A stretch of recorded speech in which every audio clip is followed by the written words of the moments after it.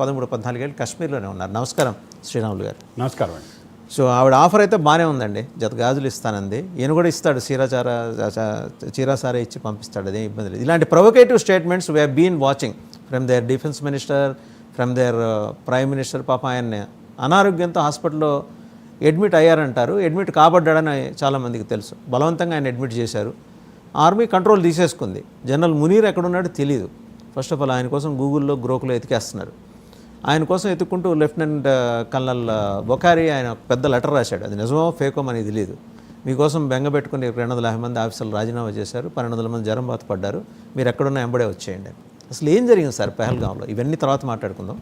పెహల్గాం దాడి, దాని నేపథ్యం. మొట్టమొదటి సంగతి ఏంటంటే, ఫేక్ న్యూస్ కానీ, ప్రాపగాండా కానీ, ఎమోషనల్ అవుట్బర్స్ట్స్ కానీ, ఉద్రేకంలో మాట్లాడే మాటలు, వీటిల్లో నిజం పాలు చాలా తక్కువ ఉంటుంది. చాలా తక్కువ ఉంటుంది.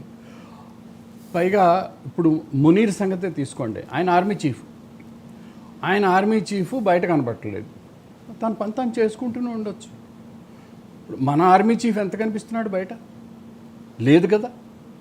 ఆయన పని ఉద్యోగం, ఆయన పని చేసుకుంటున్నాడు. మన ఎయిర్ చీఫ్ కానీ, మన నేవల్ చీఫ్ కానీ ఎవరన్నా బయట కనిపిస్తున్నారా? కనపడరు. కానీ ఇలాంటి ప్రొవొకేటివ్ స్టేట్మెంట్స్ ఎవరు ఎలా మనవాళ్ళు? ఇప్పుడు ప్రొవొకేటివ్ స్టేట్మెంట్ కొంత ప్రాపగాండా కావచ్చు, ప్రో ఇండియా ప్రాపగాండా కావచ్చు, కొంత ప్రో పాకిస్తాన్ ప్రాపగాండా కావచ్చు. ఇవన్నీ మనం డిస్రిగార్డ్ చేస్తే ఒక ప్రధానమంత్రి ఇక్కడ ఉన్నాడు, ఒక ప్రధానమంత్రి అక్కడ ఉన్నాడు. ఓకే, ఆయన బయటికి రావచ్చు, రాకపోవచ్చు, ఉన్నాడు. ఒక ప్రభుత్వం అక్కడ ఉంది, ఒక ప్రభుత్వం ఇక్కడ ఉంది. మనం అక్కడితో వదిలేసేసి ఎవరన్నా కనబడ్డారా కనబడలేదా వదిలేయండి. పహల్గాంలో జరిగింది ఏమిటి? టూరిస్టులు వాళ్ళు మామూలుగా ఎక్కడైనా కానీ టూరిస్ట్ స్టేషన్లో, టూరిస్ట్ ఏరియాలో ఏం చేస్తారో వాళ్ళు అదే చేస్తున్నారు. వీళ్ళు వచ్చి కాల్చి చంపేశారు. దీనికి ప్యారలల్ మనం చూడాలంటే అక్టోబర్ 7th ఇజ్రాయెల్లో జరిగింది చూడండి అటాక్, హమాస్ అటాక్ చేశారు. Exactly sir. ఏదో ఫెస్టివల్, మ్యూజిక్ ఫెస్టివల్ జరుగుతుంటే అక్కడికి వెళ్ళి గుడ్డిగా కాల్చేశారు, చాలామంది చచ్చిపోయారు. తేడా ఏమిటంటే వాళ్ళు అక్కడి నుంచి హోస్టేజెస్ని అంటే బందీల్ని పట్టుకెళ్ళారు. వీళ్ళు ఏ బందీల్ని పట్టుకెళ్లకుండా మామూలుగా నడుచుకుంటూ వెళ్ళిపోయారు. అక్కడితో ఆ ప్యారలల్ ఆగిపోతుంది, కంపారిజన్ ఆగిపోతుంది. ఓకే, ఇంతకంటే కొంచెం మనం వెనక్కి పెడితే, ఒక వారం 10 రోజులు వెనక్కి పెడితే, పెహల్గాంలో ఒక్క పోలీస్ కూడా లేడు ఆ రోజున. పోలీసు ఎస్కార్ట్, ఇప్పుడు మన మహంకాళి జాతర జరిగినా, లేకపోతే ఇంకెక్కడికన్నా చీఫ్ మినిస్టర్ వెళ్ళినా, సమ్మక్క సారక్క జాతర జరిగినా కూడా ఉంటారు. ఎంతమంది పోలీసులు ఉంటారు? ట్రూప్సే డిప్లాయ్ అయి ఉంటాయి. లేదు, మామూలుగా మనం ఇక్కడి నుంచి ఓ కారు వేసుకుని ఎక్కడికైనా వెళితే, ఏ ఆదిబట్ల వైపు వెళితే దారిలో ఎవరో ఒకళ్ళు పోలీసులు కనపడతారు కదా, లా అండ్ ఆర్డర్ కోసం.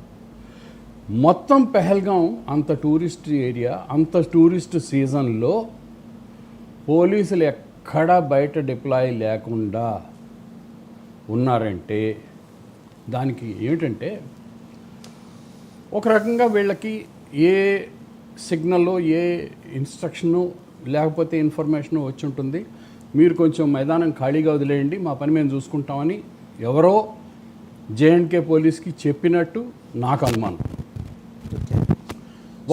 Other way around, can we think like this sir? అంటే J and K police were well informed in advance. Whether they were well informed or not, fact is there was no security provided. Their presence was not there. Their presence was not there. ఒక semi automatic రైఫిల్తో అక్కడ ఉండి ఈ టెర్రరిస్టుల మీద fire చేసిన మనకి పరిస్థితులు వేరేగా ఉండేవి, రిజల్ట్స్ వేరేగా ఉండేవి. కానీ వీళ్ళు ఫైర్ చేశారు, చంపేశారు, అక్కడి నుంచి కూల్గా బయటకు వెళ్ళిపోయారు. అది ఆ తర్వాత వీళ్ళని ఇంకొకటి, పాకిస్తాన్ ఎప్పుడూ కూడా గడిచిన కొన్ని సంవత్సరాల్లో బిల్ క్లింటన్ వస్తున్నా, లేకపోతే ఇంకెవరినో వస్తున్నా కానీ, లేకపోతే G20 సమ్మిట్ జరగనున్నా,